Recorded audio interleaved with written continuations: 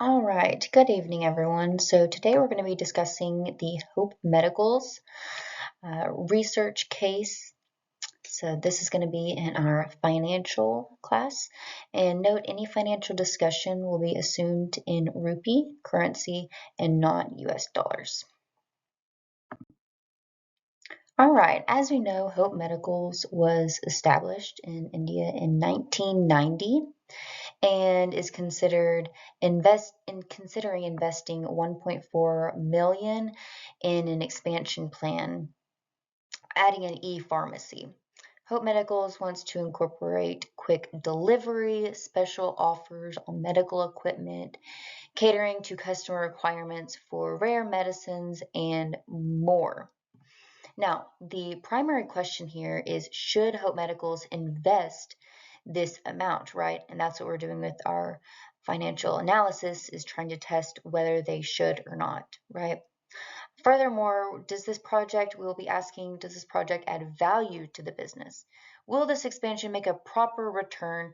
Will the expansion recover the initial investment ever, right? Some of the secondary questions include, is the demand high enough to sustain an e-pharmacy within that area, right? Within that area of India. What about strong competitors within this market? Can Hope Medicals compete with the registration requirements for e-pharmacies? Portal management, protection for customer data and privacy, and more. A lot that comes with digital access and apps as well.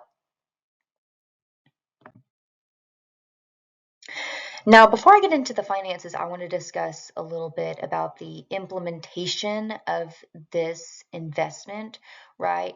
So here we can focus on some of the strengths that Hope Medicals has, including focuses on bonding with the customers. We know that they do that well. They have avoided being dependent on doctors, and they have been in the business since 1933, so they seem to be doing pretty well.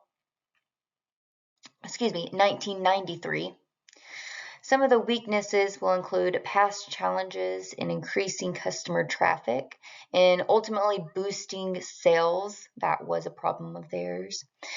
Their experience in e-pharmacy is limited, right? So this is going to be a little bit of a learning curve to them. Some of the opportunities they have if they are to implement this is an increase in the profits through the rise of technology, right? It is well known that technology is on the rise, especially in 2023. Globalization is huge. Therefore, there is a current rise in technology. We also know that they have the chance to expand their market, right? Expand their customers outside of where they live due to that ability to engage with other people online through their phones, computers, and such, and order medications that way as well. However, some of the threats can include some of the high competitors, such as Amazon. We all know that Amazon has expanded into a variety of different businesses and have overtaken a lot of different ones. So this is something to make sure that you consider before you do this expansion. And also, of course, supply chain and logistics issues. If you look at the location that they are in, some of the more rural areas of this location can have roads that aren't always the safest, different high traffic, which can make it hard to deliver all of their medical needs in that time that you say you would do so, and also at all. So those are some things just to think about.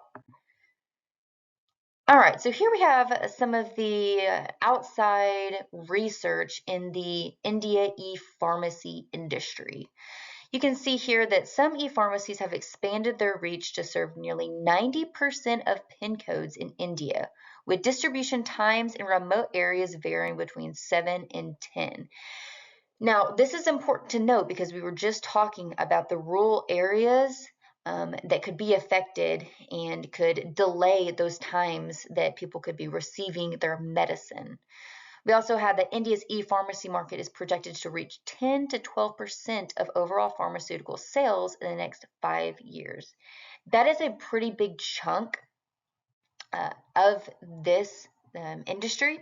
So if Hope Medicals can get a chunk of that, that would make them pretty successful. We also have here the market share of e-pharmacy companies in India and some of the companies that are in the highest competition right now. So as you can see, there's quite a few here, but that doesn't mean that Hope Medicals cannot still have an advantage by implementing the e-pharmacy within their business.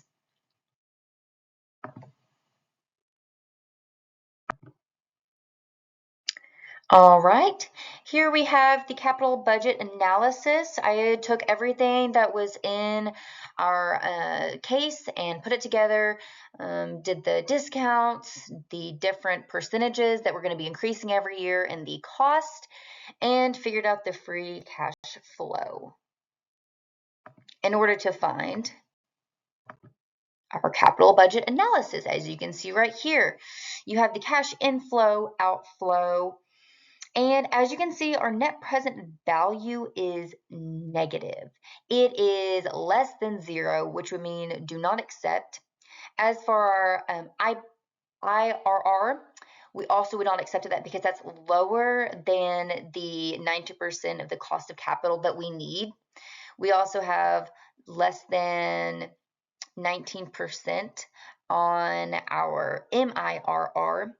As for our PI, the profitability index, it's going to be 2.32, which is acceptable. It is above 1. Then we also have the payback period, which is also good because it is less than 10 years, right? We would be making our investment back in less than 5.46 or at 5.46 years. As for the Monte Carlo simulation, I took everything, their information from the other slide, and took the standard deviation and the averages and did our Monte Carlo simulation this way. As you can see, the NPV calculation and the IRR, which then takes us in to the results of the multi-random replications, used different inputs to see different uncertainties. The max represents the best case scenario, the median represents the midpoint result, and the min represents the worst case scenario, which in our case doesn't seem to be bad. Unlike the capital budget that has everything fixed, the Monte Carlo tests thousands of different uncertainties, leading to me to believe that Hope Medicals should invest in this expansion.